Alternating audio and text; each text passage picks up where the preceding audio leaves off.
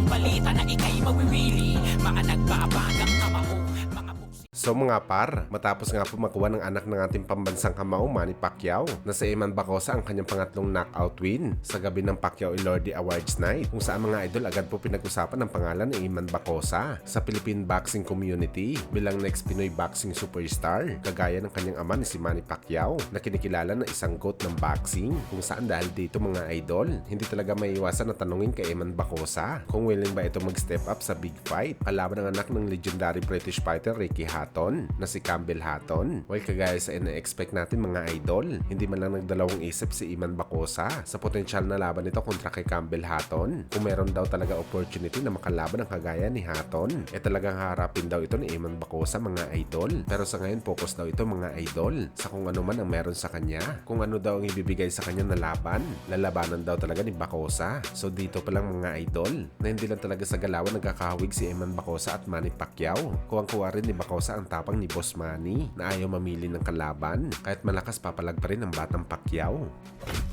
Samantala halos 4 na araw na lang nga po mga idol, mangyayari na ang sagupaan sa pagitan ng alaga ni Manny Pacquiao na si Isaac Pitbull Cruz kalaban ng WBA Super Lightweight Champion na si Rolando Romero. Pero hanggang sa ngayon mga idol, patuloy pa rin sa pang-aasar si Rolando Romero kay Pitbull. At sa bagong banat ni Romero mga idol, ina-expect daw nito na magiging maiksi lamang ang laban nito kay Pitbull sa March 30. Ayaw daw talaga patagalin ni Romero ang bakbakan dahil hindi naman daw talaga tatagal ang laban. Hindi daw kasi naniniwala si Romero na kayang saluin ni Pitbull ang kanyang mga suntok sa bakbakan. Hindi daw si Romero kagaya ni Tank Davis na isang mahina kung sumuntok. Ibahin daw siya ni Pitbull mga idol dahil kapag natamaan niya daw ang Meksikano ng kanyang kanang kamao, siguradong babagsak ito o di kaya matutulog si Pitbull sa ibabaw ng boxing ring. Hindi naman daw sa disrespect ni Romero ang kagaya ni Pitbull na kabilang sa top boxer sa kanilang dibisyon, pero nagsasabi lang daw ng totoo si Romero mga idol na walang pag-asa daw talaga manalo sa kanya Mexican challenger sa bakbakan.